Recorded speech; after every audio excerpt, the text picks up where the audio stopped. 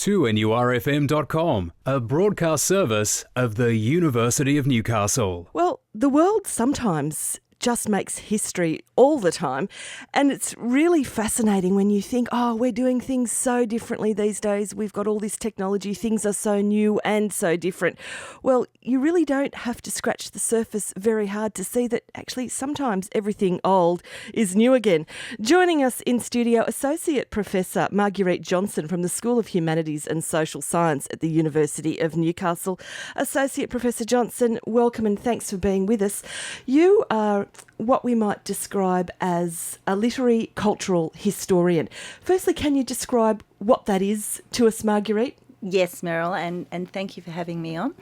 A literary cultural historian is someone who is trained in a language or the languages of a particular era, so in my case, Greek and Latin, and able to read the ancient sources, and I do so predominantly to see what I can find about the ancient Greeks and Romans in terms of their cultural history, and I'm particularly interested in histories concerning how they viewed men, how they viewed women, how they raised their children, what clothes they wore, what food they ate. So I'm very much interested in the cultural aspects of the ancient world.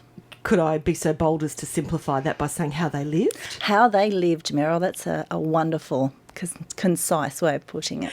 And getting right down to tin tacks, your book that is going to be released later this year, yes, you've looked at the poem Ovid, yes, and you've looked at cosmetics, yes, and how the ancients kept themselves looking young and beautiful. Tell me about that. How did you get involved in this? Well, I've always loved the poet Ovid, and he lived in the late 1st century BC, dying in exile in the 1st century AD. He was exiled for writing poetry that the Emperor Augustus thought was not particularly appropriate. He was a pretty hard marker, though, Augustus, from memory. Oh, he was. And Ovid, his work is studied by scholars all over the world, but there is one particular poem, Meryl, that scholars just think this is too odd to be even bothered with, and it's a work that is called the Medicamina. And the Medicamina goes for 100 lines. It's written in elegiac couplets, and it is basically a handbook for Roman ladies about ingredients they may be able to use to make various face creams.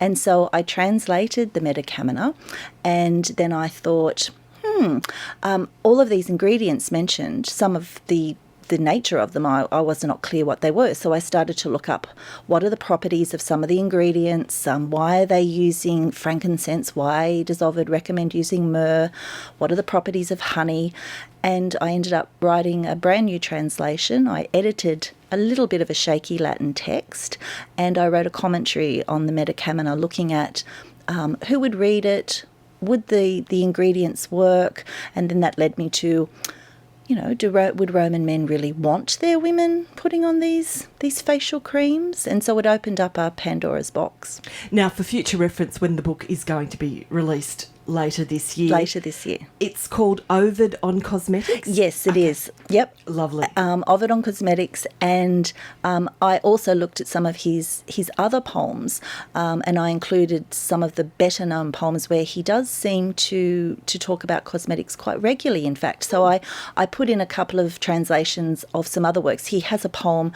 from a collection called the Amores, and in that particular poem he talks about his mistress Corinna, who had bleached her hair so much and applied the curling iron so often that her hair fell out. And so that poem deals with Ovid saying to Corinna, well, I told you. I'm laughing because I'm sure there'll be people listening to this going, you know what, I've had a pretty close call with the bleaching and the curling at times. Yes. Breakage can be a bad thing. Oh, breakage. Well, Corinna had breakage and, yes, falling out hair. And so then I looked at what possible it would have been something that she would have used to lighten her hair, I think, to make it blonde.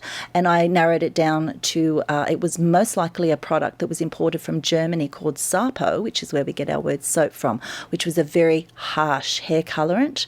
And I think Corinna had over-applied the Sapo until the hair fell out. So what other ingredients did they use in these ancient times to try and make themselves look beautiful? Well, they used all sorts of things, all sorts of things. And when you first read some of Ovid's recipes, the ingredients sound a bit wacky. For example, one of the recipes talks about, mixing frankincense and mixing myrrh, mixing it with honey and various other ingredients, natron, ash, so, quite harsh ingredients.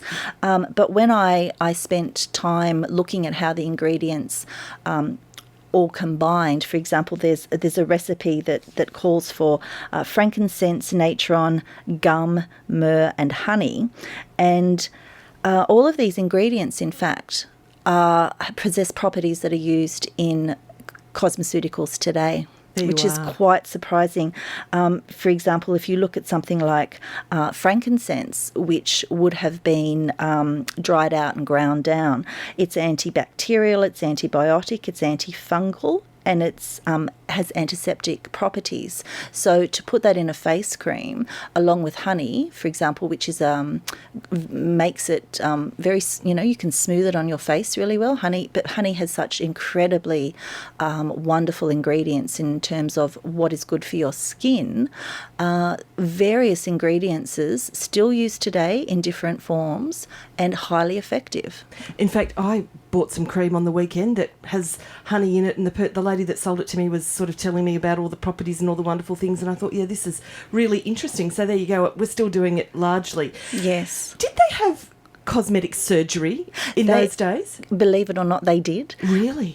One of the pioneers of cosmetic surgery, the cultures who pioneered it were in fact the Indians and Egyptians, but the Romans also had forms of cosmetic surgery that doctors would have performed. And one of the cosmetic surgeries that I was looking up and found quite a deal of information on was women who wore overly heavy earrings and in fact stretched their earlobes could have surgery done to restore the earlobe to make it more aesthetically pleasing.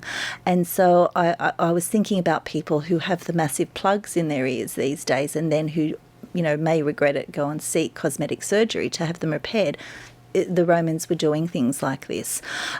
So there was a very, very a fine line between what was medical and what was, aesthetic surgery.